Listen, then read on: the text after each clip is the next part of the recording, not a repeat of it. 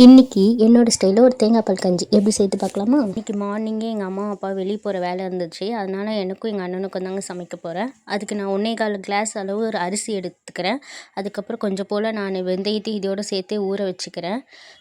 இது கொஞ்சம் நேரம் ஊறட்டோங்க. நம்ம ஊறுற கேப்பில் இதுக்கு சைட் டிஷ்ஷாக துவையல் பண்ணிக்கலாம். இன்றைக்கி நான் கத்திரிக்காய் துவையல் தான் பண்ண போகிறேன். அதனால ஒரு 5 போல் ஒரு கத்திரிக்காய் எடுத்திருக்கேன்.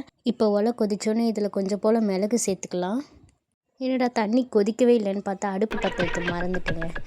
இப்போ அடுப்பு பற்ற வச்சுட்டு நம்ம இதில் கொஞ்சம் போல் சீரகத்தையும் சேர்த்துக்கலாம்.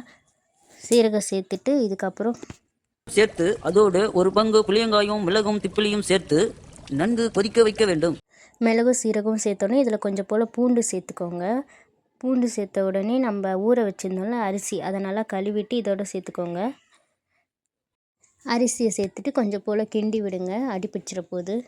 இப்போ ஒரு தரமான சைட் டிஷ் பார்த்தலாமா? இதுக்கு வானலில் கொஞ்சம் எண்ணெய் ஊற்றிக்கோங்க. உங்களுக்கு எவ்வளோ எண்ணெய் வேணுமோ அவ்வளோ எண்ணெய் ஊற்றிக்கோங்க. நான் நல்லெண்ணெய் தாங்க சேர்த்துக்கிறேன். இது கொஞ்சம் சூடானோடனே இதில் நான் கொஞ்சம் போல் உளுத்தம்பருப்பு சேர்த்துக்கிறேன். அதுக்கப்புறம் பூண்டு, காஞ்ச மிளகா, ஒரு பச்சை மிளகாவும் சேர்த்துக்கோங்க. இப்போ நம்ம நறுக்கி வச்சுருந்தோம்ல அந்த கத்திரிக்காய், அதையும் உள்ளே சேர்த்து கொஞ்சம் கிண்டி விட்ருங்க. கிண்டி விட்டோன்னே இதில் நீங்கள் உங்களுக்கு தேவையான அளவு உப்பு போட்டுக்கோங்க. உப்பு போடும்போது நமக்கு சீக்கிரமாக வதங்கி வந்துடும் கத்திரிக்காய், அதுக்காக தான்.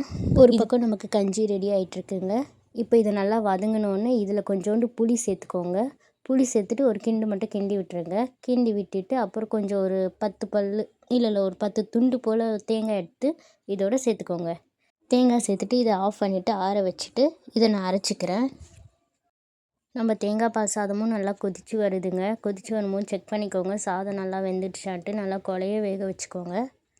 கஞ்சி நல்லா இந்த கரண்டி வச்சு அமுக்கி விட்டுட்டு அதுக்கப்புறம் நமக்கு தேவையான அளவு உப்பு போட்டுக்கலாங்க.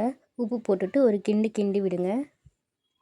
சாதம் நல்லாவே வெந்துடுச்சிங்க. இது கொஞ்சம் மசிச்சு விட்டுட்டு அடுப்பை ஆஃப் பண்ணிடலாங்க. இப்போ தேங்காய் பால் சாதம் நல்லா வெந்துடுச்சு. இதுக்கு நம்ம 1/4 அரிசி எடுத்தோம்ல, அதே அளவு 1.5 டம்ளர் நான் தேங்காய் பால் எடுத்துக்கிறேன். எடுத்த தேங்காய் பாலை அப்படியே சுற்றி ஊற்றி விட்டுருங்க. இதை அடுப்பை ஆஃப் பண்ணிவிட்டு தாங்க இதை பண்ணணும்.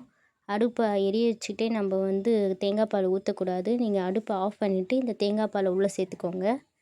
இப்போ நம்ம தேங்காய் பால் ஊற்றிட்டு இதை நல்லா கிண்டி விட்டுக்கோங்க. அவ்வளோதாங்க, நம்ம தேங்காய் பால் சாதம் நல்லாவே ரெடி ஆகிடுச்சு. ரொம்ப டேஸ்ட்டாக இருக்கும். கண்டிப்பாக ட்ரை பண்ணி பாருங்கள். இதில் நம்ம சேர்த்துருக்க தேங்காய் பால், வெந்தயம் இதெல்லாம் உங்கள் வயிற்றில் இருக்கிற புண்ணு எல்லாமே ஆற்றி கொடுத்துரும். இது கண்டிப்பாக உங்கள் வீட்டில் இருக்க எல்லாருக்கும் செஞ்சு பார்த்துட்டு எப்படி இருந்ததுன்னு கமெண்ட்டில் சொல்லுங்கள். நமக்கு தேங்காய் பால் கஞ்சி இவ்வளோ க்ரீமியாக கிடச்சிருக்கு. இந்த அளவுக்கு கிடைக்கும் நான் எக்ஸ்பெக்ட் பண்ணவே இல்லை. நான் செம்மையாகவே வந்திருக்குங்க. இதை நான் கொஞ்சம் சாப்பிட்டுட்டு எங்கள் அண்ணனுக்கு கொஞ்சம் கப்பலுக்கு போட்டு கொடுத்துட்டேன். ஏன்னா அவங்களுக்கு ஆஃபீஸ்க்கு டைம் ஆயிடுச்சுன்னு சொன்னாங்க. நீங்களும் ட்ரை பண்ணி பார்த்துட்டு எப்படி வந்ததுன்னு சொல்லுங்கள். இந்த வீடியோ உங்களுக்கு பிடிச்சிருந்தா மறக்காமல் சப்ஸ்கிரைப் பண்ணிவிடுங்க.